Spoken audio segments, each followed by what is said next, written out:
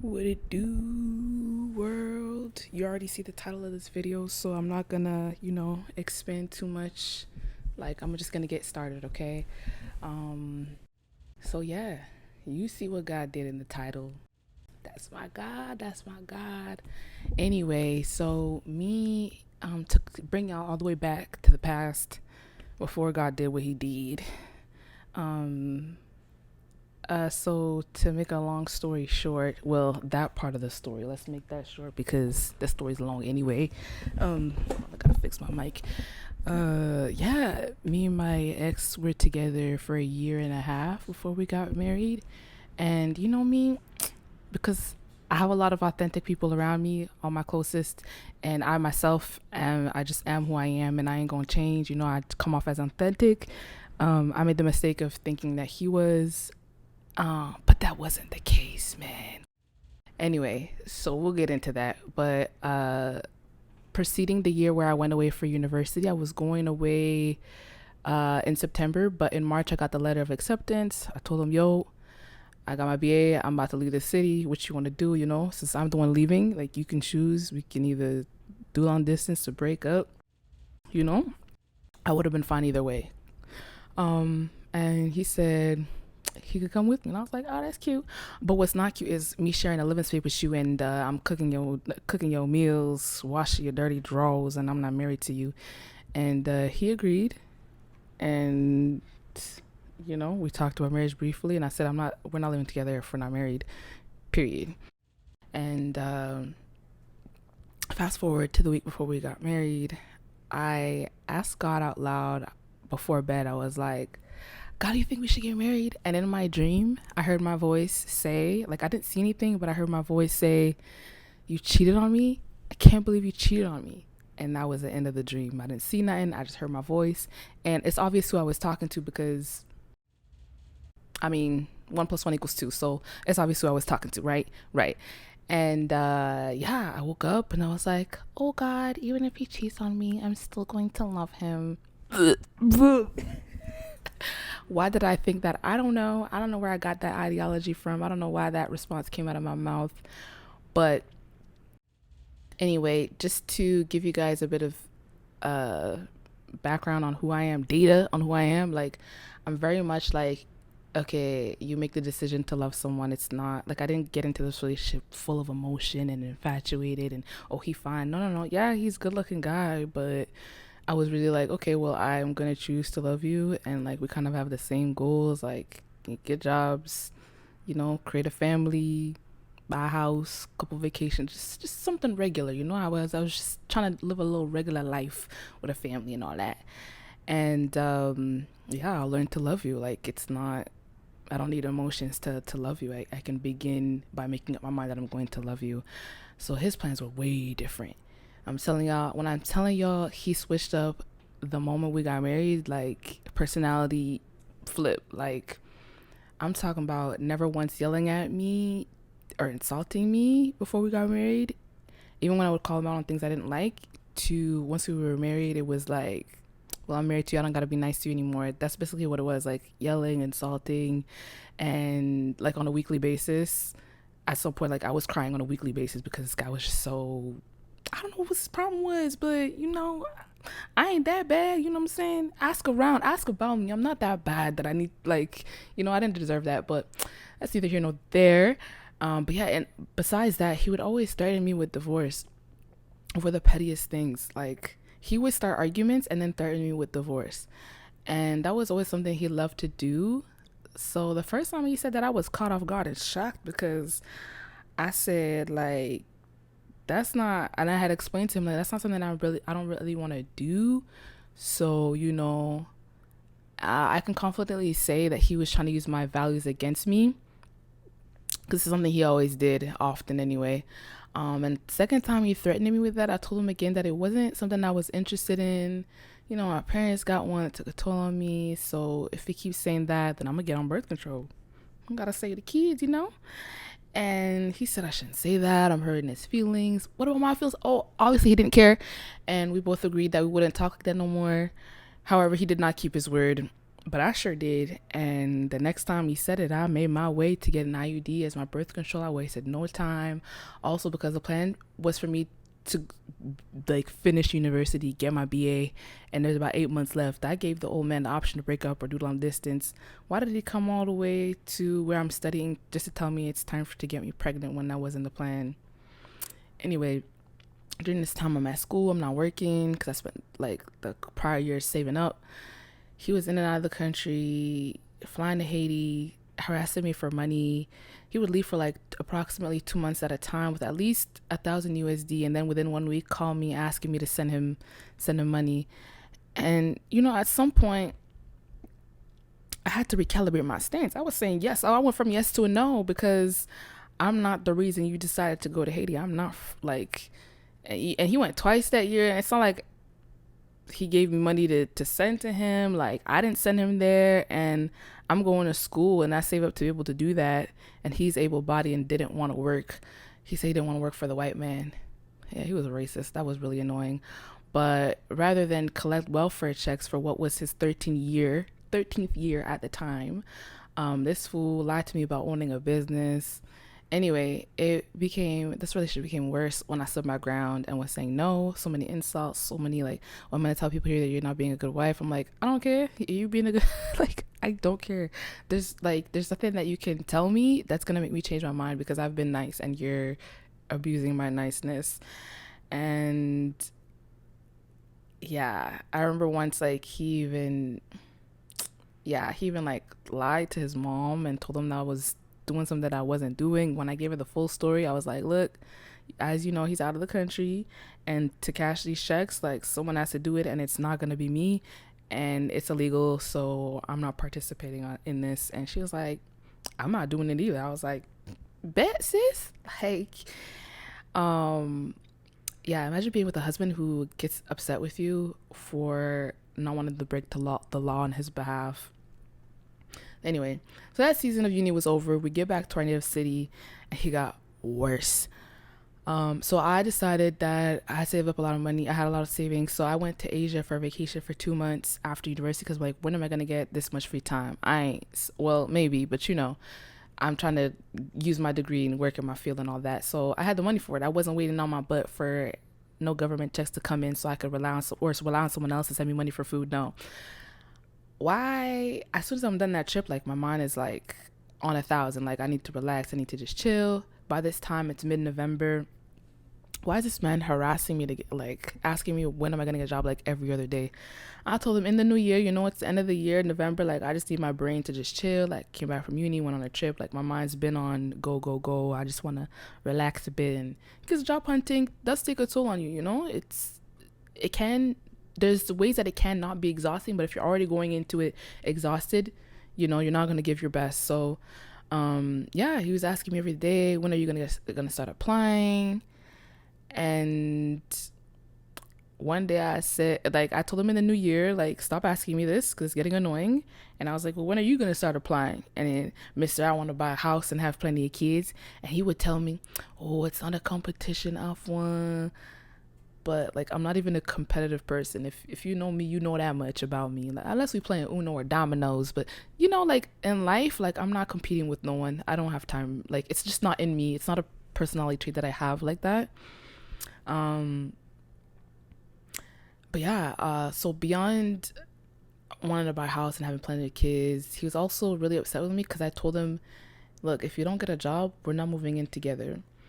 And that was often something he brought up and yelled at me about when he would decide he was in the mood to begin an argument out of nothing and felt like taking his anger out on me and use me as his emotional punching bag. He would also he got mad at me because I didn't want to help him buy a car. At some point I was willing, and then it went from help me buy a car to help me co-sign the car. My guy, you're not even working. And his excuse was like, I need a car so that I can get a job. It's like, but you've had jobs before or you gotten cars before without me. I don't see why I now need to co-sign a car for someone who's not working. Somebody like, I don't know. I ain't gonna give no commentary on that. But yeah, so because I was saying no to these things, and having to protect myself from someone who's I don't feel like I should be protecting myself from my spouse. But yeah, he was just getting worse. Weekly insults getting worse. I'm crying weekly. I'm minding my business, and I would get a text from this man talking about some insults, and I'm just like, what is going on? The first time I didn't entertain him because I'm like, I know you're not talking to me. I was just chilling, I was like, yo, I'm having a good day. I get insults through texts. Yeah, whatever. The second time, I was like, yo, God, what is going on? So I sent him a text back, and I said, who bothered you today? Who got you angry today? And he texted back someone else's name. And I'm like, come on.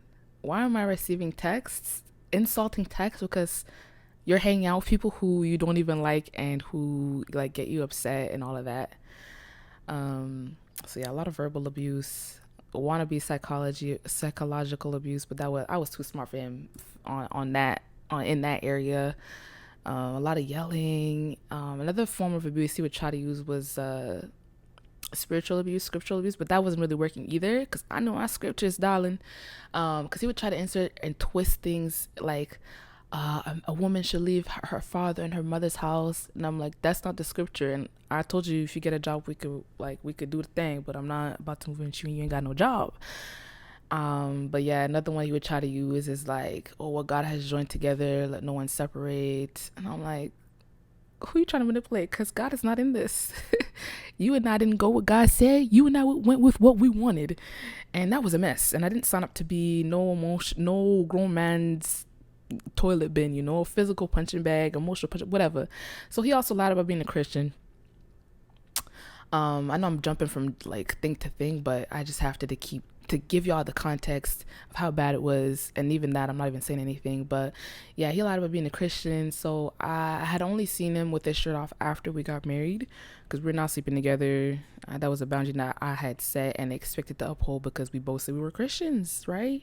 And he would complain to me here and there, but like there's no negotiating because I was a virgin and I'm not about to lose it. I was like pure virgin. Like I wasn't doing no, or maybe I can do this and not be a virgin. No, I was a like preserving myself, and I ain't got no business doing that. Like ew. I mean, to me that was gross. Like I'm not getting involved in that. If you will do that, that's on you. But I wasn't finna do that with just like you're not my man. So what I look like, and yeah, he would use that against me during the marriage. He would periodically mention like, oh, you made me wait. But it's like I don't have to explain nothing to you who is 9 years my senior. We weren't like, you're 9 years my senior. Why should I explain to you that we shouldn't be sleeping together before marriage? And you said you're a Christian. Yeah. So yeah, anyway, fast forward to after when we're married and we're at his mom's house because yeah, he didn't want to get a job, right? And I'm not moving with somebody who's not trying to get a job. And let's say he would be in one of his moods and start insulting me. And then when he gets, I wouldn't, at some point I'm just like, well, I don't even know what to respond because like I don't even know what you're mad about.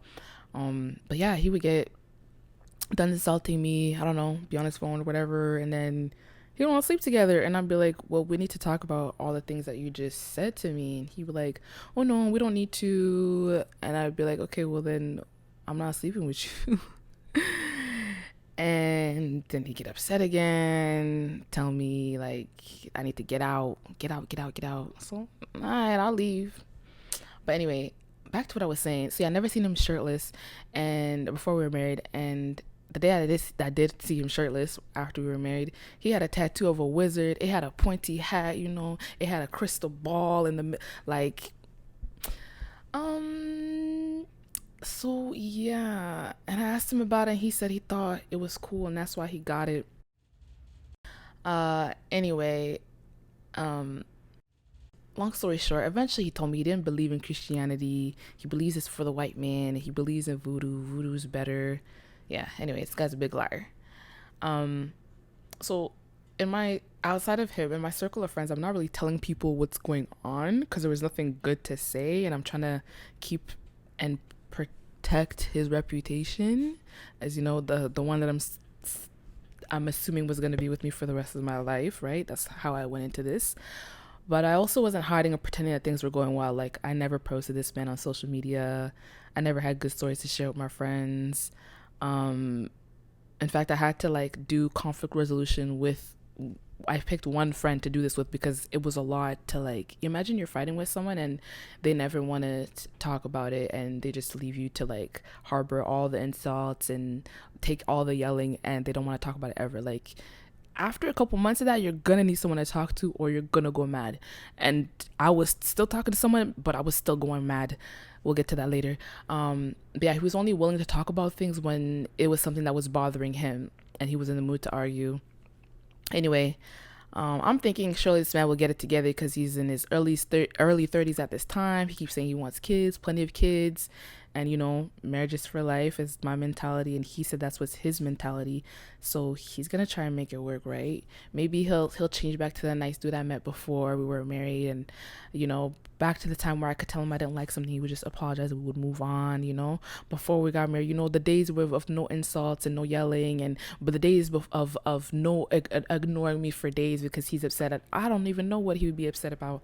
Anyway, because he was so set on tearing me down with all his efforts, and this was going on like for over a year. I was doing a thing called gray rocking, and this is a technique called that is used when you divert a toxic person's behavior by acting unresponsive as possible when they're interacting with you and acting crazy. Um, so, for example, you'd avoid deliberate eye contact or you wouldn't show any emotion during a conversation that's like getting intense and becoming abusive for no reason. And I'm telling you, he was getting worse and worse and worse. So yeah, sometimes I just wasn't respond. I would just look at him and let him yell, and sometimes I would just cry because like I can't do this. So I decided to start drinking alcohol. It's gonna be 100 with y'all. Yes, I had given my life to Christ at the time, but I was like, this is too much, and so I'm just gonna drink before I see him because back when I used to get drunk, like it was really hard to offend me. I'm in a good mood. Everyone's my friend, etc., etc. So that was my solution. And he would get upset about it, talking about when I met you, you didn't do this stuff, blah blah blah. Meanwhile, he would smoke weed and cigarettes and be drinking beers. When he told me he would quit, anyway, I told him straight up, I drink because you're so mean to me and I don't even know what to do anymore. I've tried talking to you, I've asked you to stop, and you're just getting worse and worse and worse. Um, yeah, and like there's times where I've told him before I decided to choose alcohol as my solution, there were times where I had told him like, hey, you know, like I don't know what happened to you before, but you need to get some help. You need to talk to somebody because the way you're treating me, I know I don't deserve, like this is not warranted at all. But he would just pretend like nothing was wrong with him. He tried to tell me like, yeah, the way we're arguing is normal, and I'm like, I didn't grow up seeing that. So anyway, I just let him be in his delusion. Like, all right, you can think it's normal all you want. I know this is not normal. Like even my own parents never fought like this, you know. Anyway, he would go out of his way to ruin things. Like I remember him picking a fight on my birthday, before my birthday, just to ditch me on my birthday. Like somebody called me, asked me how my day was going, and I was crying because this man was just so cruel. Anyway, so actually he actually got a little less worse after I told him like you're just so mean to me that I drink alcohol so that basically to numb the pain. That's what I was using it for. But I was also like, you know, praying here and there, and honestly I did see God show up. I remember praying, oh, this is really bad, but I'm just confess and be real with y'all that I remember praying that I would die because I was like, well, I don't want a divorce and I don't want you to die, but like I can't do this. I really can't do this. Like I was praying that I would die. I remember one day like just crying my eyes out. I'm just like, Lord, can you just take me home to heaven? Because I ain't finna do it to myself. But if you could just take me home now, because like I've suffered enough out here. Lord, it's ghetto down here. Like this marriage is ghetto. Everything about this is black. Like I can't do it. Like I made a mistake, you know, clearly. But like get me out of here. Like take me up. And one day that I prayed that and was crying my eyes out to God, like he in the Bible it talks about peace that surpasses all understanding. That's literally what I woke up with. And I'm telling you guys, I could never go from like wanting to die to feeling extreme peace. Like it's like supernatural peace from the Lord. Um, so yeah, that was amazing. That how God came through for me with that. But that also let me know that, girl, you got a long life to live. Don't even, well, they didn't tell me, but like I'm not about to take you out just because this is your prayer right now. um, but yeah, he's really faithful. Even throughout, like I remember my ex used to wake up and like would yell and see demons and like be yelling at the demon in the corner of his room. And I remember like one day, like, yo, me, I can't be woken up like this, my friend. So I prayed that he would stop seeing demons and that whatever was bothering him would stop. And honestly, after that day, he never woke up like that again, to my knowledge. Because I'd be sleeping over at his mom's because we couldn't move in together because he didn't want to get a job. Anyway, and there was also this one time I remember he'd always have like weird stomach cramps.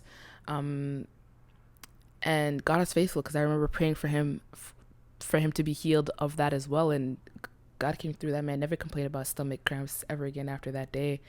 But yeah, God is really good. God is really good.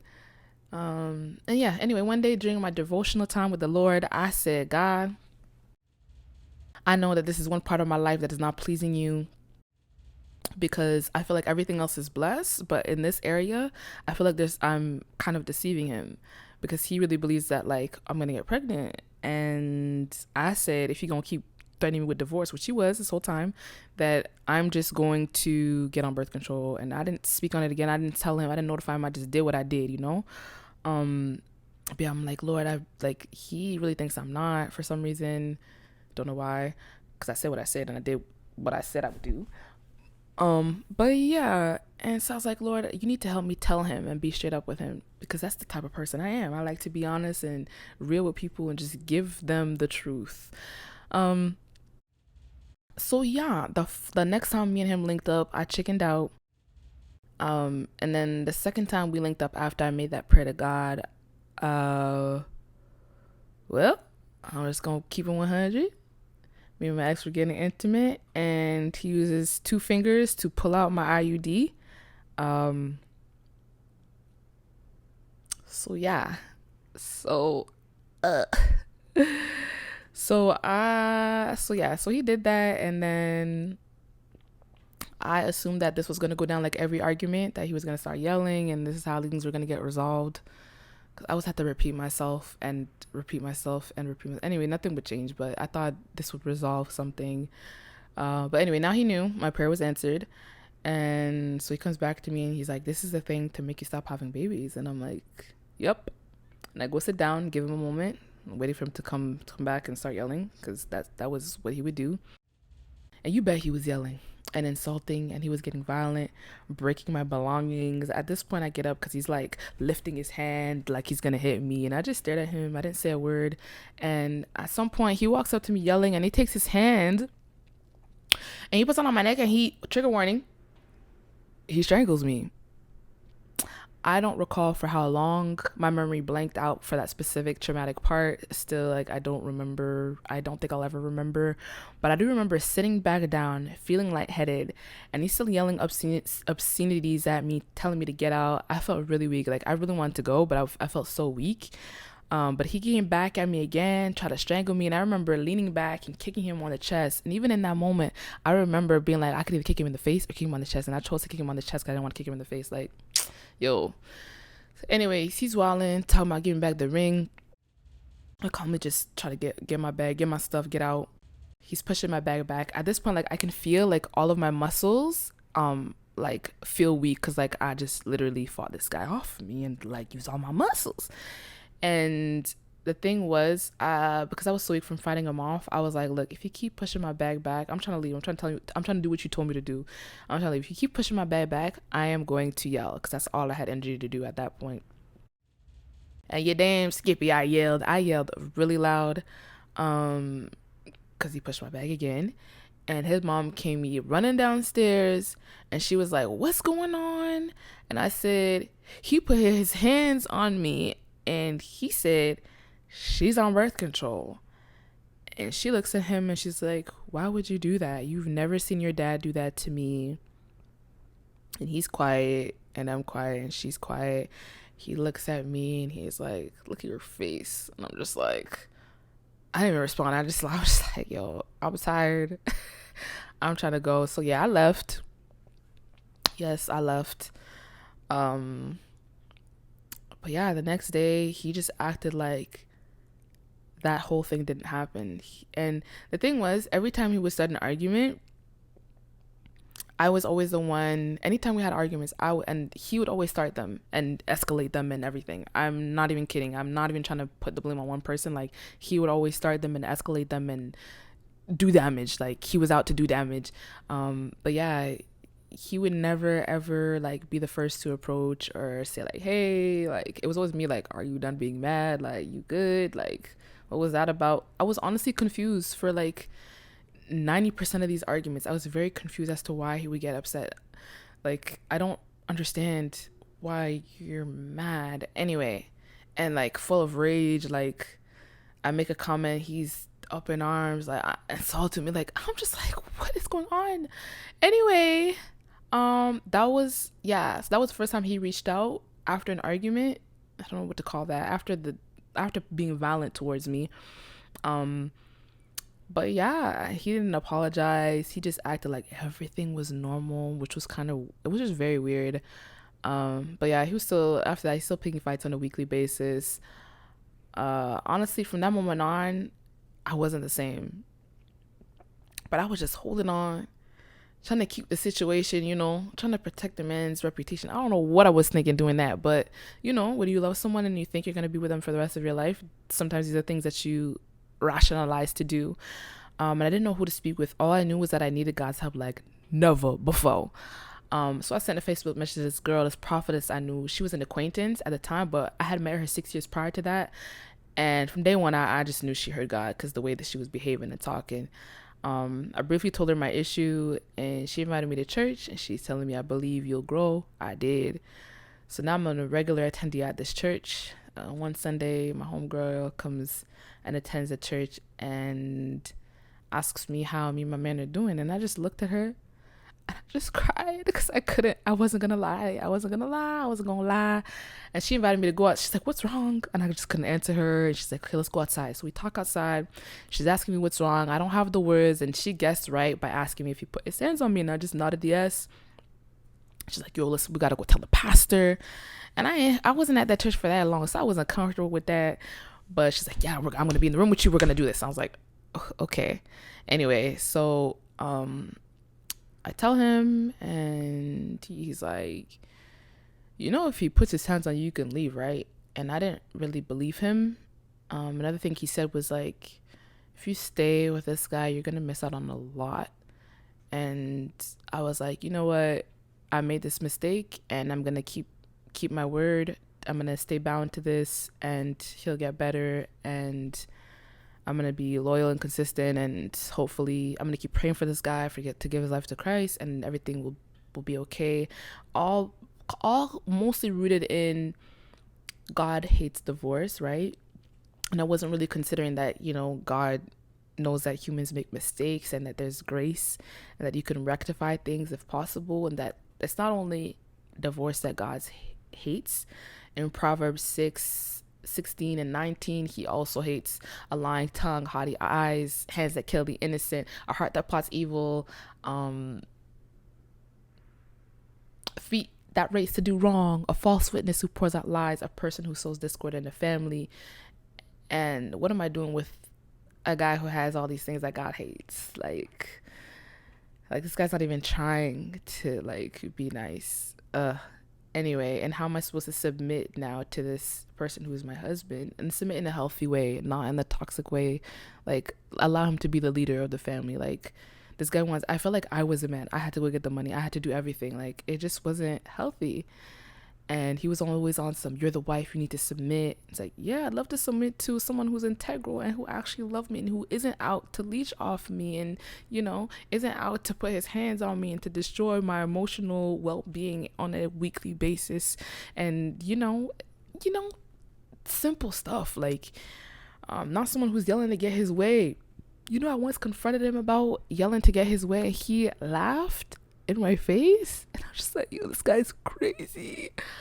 Um, I will love to submit to someone who wants to get a job and who doesn't want to rely on welfare, and but you like all of these things, who isn't getting mad at me because I refuse to buy a house or to live with someone or to co-sign a house or to have kids for someone who doesn't want to work. Y'all listen, in Canada, if you have plenty of kids and your income is under a certain amount, the government will give you checks. So this is what he wanted to do. No one could ever tell me that that wasn't what he wanted to do, because he definitely didn't love me. He wanted to trap me and make me his baby making machine so that he can collect his checks and live his life and go back and forth from here to Haiti, Canada to Haiti, while doing absolutely nothing for his family or providing or protecting, which is quite evil in the Bible. Check First Timothy 5 verse 8. Anyway, I'm done with that little rant. But another dream I had at the time was where God warned me. My ex was in the middle. I was on one side and there was another lady on the other side of him, and we were walking on the sidewalk, and at some point we get on the bus. It was the other lady first, him, and then I, and she held his hand and led him like on the bus. And I remember staying at the front of the bus and I was vexed. I didn't fully understand the dream at the moment. But the interpretation was that he was going to cheat with someone from somewhere, the community, I don't know. Um, and then like it links back, it reminded me of that dream of like, I can't believe you cheated on me. Like the dream where like it's just black and I didn't see anything. I had shared it with my friend, the prophetess, and she kind of panicked when I told her and started giving me prayer points revolving around, like blocking infidelity. And, I actually asked him if he did, and he denied, but, he lied about a lot of things. So if you haven't caught on by now, I would have put it past him if he did. Um, but yeah, I don't know. I don't like, all I know is the dreams that God gave me, and I'm gonna go based off that. So anyway, the final straw. So the incident of when he, trigger warning, strangled me. The final straw was around February. So yes, he strangled me in June.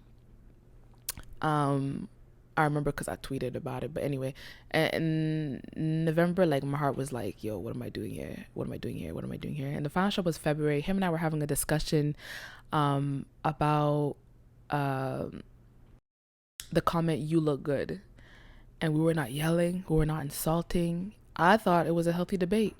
You ever have a healthy debate with an unhealthy person? A healthy debate with an unhealthy person is sometimes it could just go left real quick. So my stance was, if someone says you look good, it's a neutral but good comment.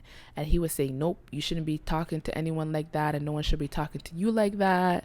And I'm like, gee, well, there's aunties at church that be telling me this, and no one's mom is gonna go out of their way to tell you look good unless you got issues. Um, but he's like, no, like you guys shouldn't be talking to each other like that at church. And I was just like, okay. He was very jealous, so that's where that was rooted in. And it was very wild. Like I remember wearing this one outfit. It was just a cool matching set, no crazy skin showing, nothing crazy like that. We were walking to the park, and why did this man pull his middle finger to this guy that was in the car? Because he said that the guy was breaking his neck trying to look at me. Like, huh? And even in that same day, we're walking through the mall, right? And there's a group of teenage boys, young men, about 4 or 5. I guess one or two looked over. I don't know. Like I looked over, but it wasn't like ooh, like it's just like quick act, like, oh, people are around, people are looking at each other right in the mall, right?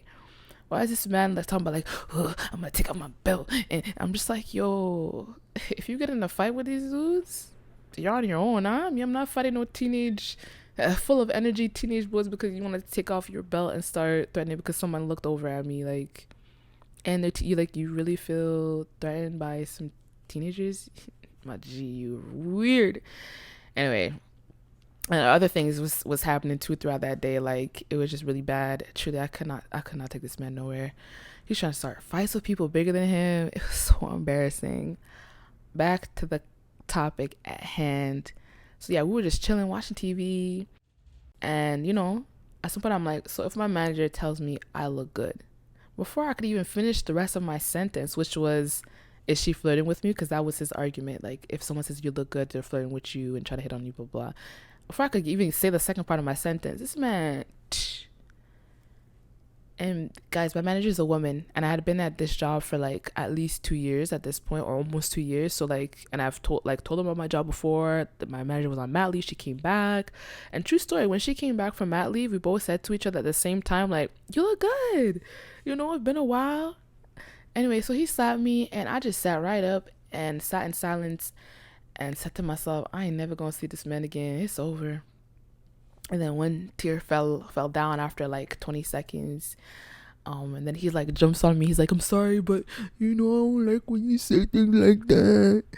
And I'm just like, "Okay, alright." And another tear comes down.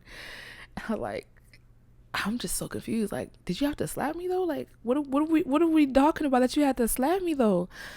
Anyway, so I just like, honestly, I didn't tell him like it was wrong, because obviously it's wrong, you know it's wrong, and I was just felt defeated, exhausted. I'm fighting for this relationship, and I'm the only one fighting to keep it. So anyway, we got into a fight through text that same evening. Hallelujah. I know it's like, yeah, anyway, just listen.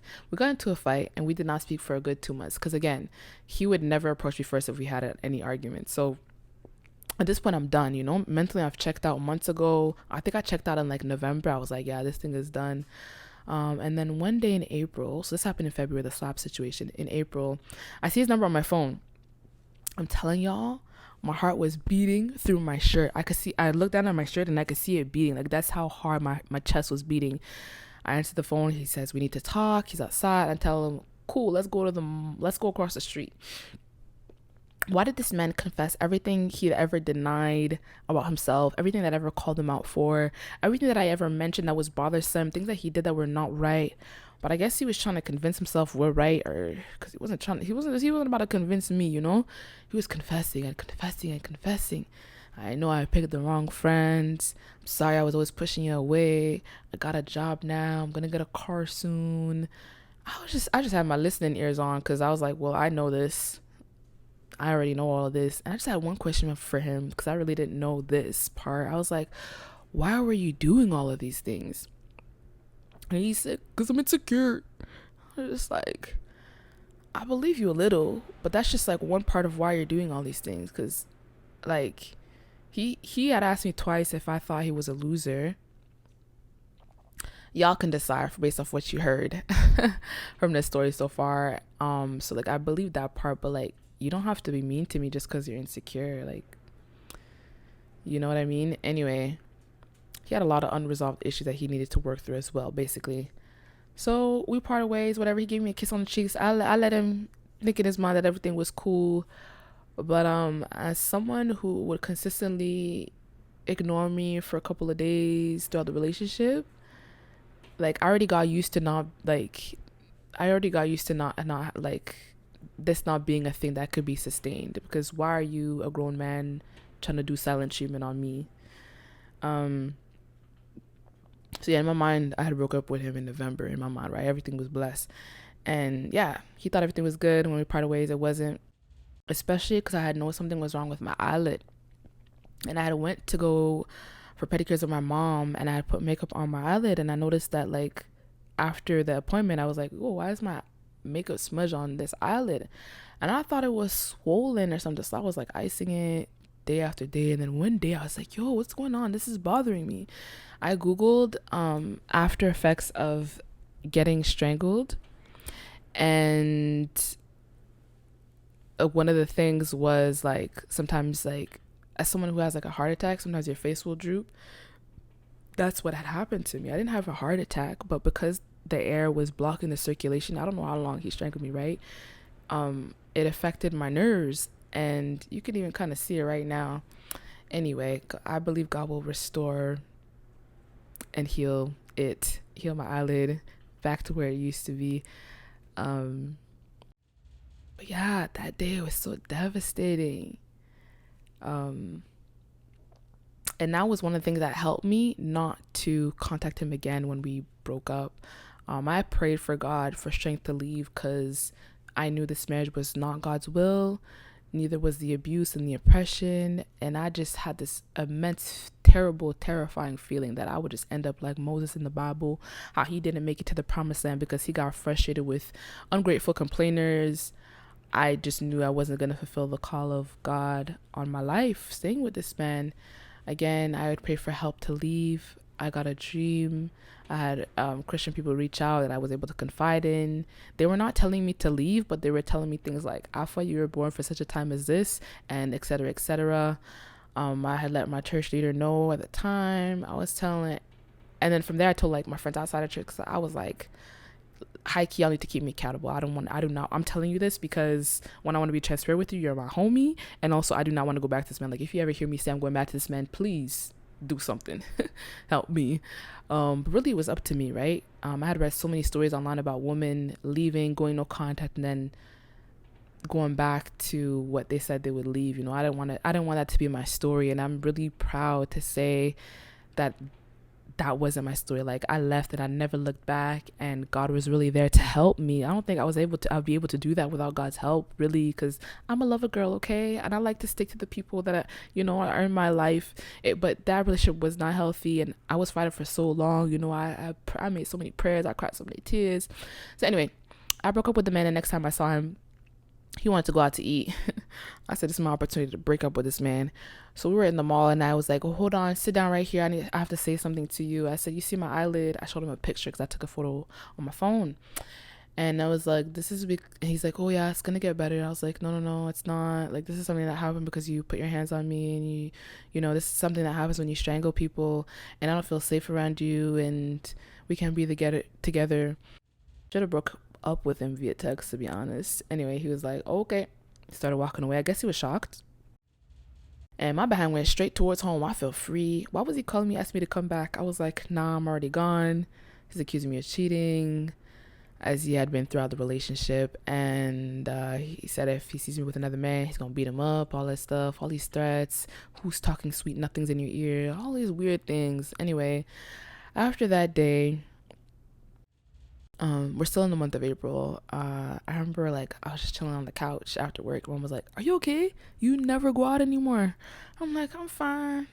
I was just emotionally drained. I would go to work and just go home. Maybe it wasn't April, and I was just emotionally drained after that day.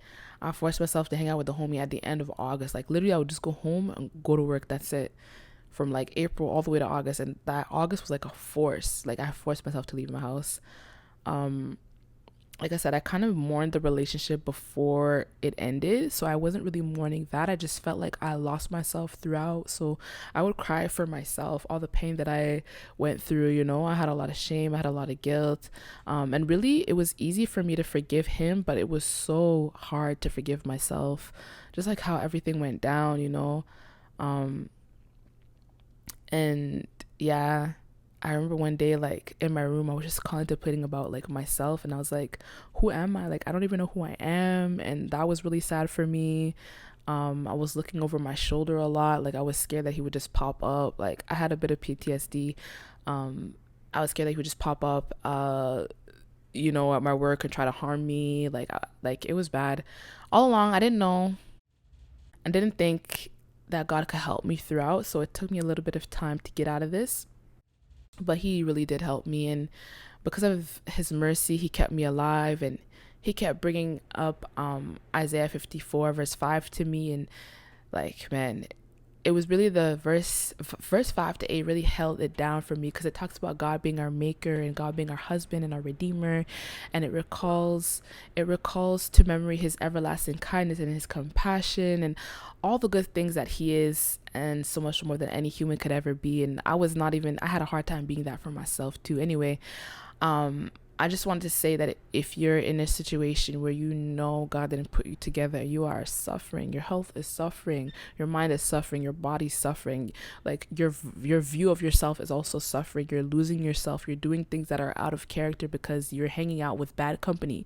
And that was one thing also. Like, I remember this guy was the only person I was hanging out with, because I was like, well, I'm a mess. I can't hang out with my friends like this. I can call them on the phone for a bit, but like, I can't hang out with no one because like I'm emotionally a mess, and I don't want to hurt no one because I'm a mess. And I remember my like two different people, My pastor and this other man all the way in Sierra Leone, Africa, they both said like, hey, bad company corrupts good morals. Like they said it directly to me, like very short time span. So it was like, yeah, this guy is bad company. Anyway, back to what I was saying. If you're with someone who is dead set on killing, stealing, and destroying from you, I encourage you to seek God on the matter. And when He speaks, do not ignore Him. Do not allow pride to get in the way, unless you're comfortable with the possibility of your destiny in life being cut short, all because you had an unhinged partner who's overcome by rage and killed you. Yeah, don't do it. We all make mistakes. By God's grace, some of us are allowed to tell the story. Trust me, I fought to stay. Like I fought to stay, and it just wasn't gonna be that. That was the worst time of my life, and it brought me so close to God. Yeah, and like there's a lot of unwinding that I had to do in my mind, because it was kind of like, well, which scripture tells me that I can leave unless I have proof to like that he's sleeping around. So like it took me time to leave also because of that. And yeah, in the separation process, my ex would send me insults, nice things one day, insults the next day, call me an adulterous woman. All right, I'm gonna talk to God about that. You worry about what you did to me, and you go repent on that. Like I said, that was shameful for so long. It tries to creep up on me, but no one can tell me that God hasn't forgiven me. And back on the subject of like seeking God in the matter, it is possible for restoration, right? Like I've heard testimonies in my time of like trying to hold on to this relationship. I had heard testimonies of people saying like, yeah, it was bad, we were abusing each other, like it made him feel good to hurt me, like things like that, and like them saying like, yeah, but God restored the marriage and now we're good. So I was hoping the same for mine, but that wasn't the case. By the various things that God was showing me as I was praying throughout. Hello. I just wanted to add to the video that I completely understand that just because I've been forgiven doesn't make me obsolete of the consequences of my actions. I just don't believe that getting married again would be out of the question, because God's original plan was for me to be a wife and a mom through marriage. I still think that's possible for me 100%, because I've understood the fullness of my forgiveness after working through shame. That was a long journey. But y'all, listen, the same way that God had mercy and grace for King David when he committed adultery and murder, that same grace and mercy is available for me, and God's plan will prevail for my life. Amen. Amen. Anyway, if any woman is listening to this message, or even a man, if you can connect to this, or you know someone who can connect this, I encourage you to pray to God. Even if you don't believe in God, He can help you like He helped me. I implore you to ask for help, ask for strength to leave if it's His will for you to leave. Stop pouring out all your love out on abusive people. Repent, ask Him what you can do to rectify your mistakes. Some of you will be asked to stay. Like I said, the Lord can restore marriages, and some of you will be asked to leave that relationship that you're in. God will guide you into everlasting life, a life of abundance, a life of freedom, a life of peace. Yeah, and if God is asking you to leave, know that He's saving you from early death. Most likely, it's extreme as a situation to mention, but sadly it's a common example. And if you don't die physically, you could be dying emotionally, you could be dying spiritually, you could be dying mentally. All of these are factors, and God sees the end of a thing. So don't believe that, like, oh, I'm leaving and now God's going to see me as an adulterous woman for the rest of my life. No. I mean, you're going to have to answer to God for that, but like, God forgives. Is He not the merciful God? Can He not redeem you, from the mistakes that you've made if you humble yourself and repent before Him, no matter the sin? Is that not why Jesus, His Son, was on the cross and shed His blood for us?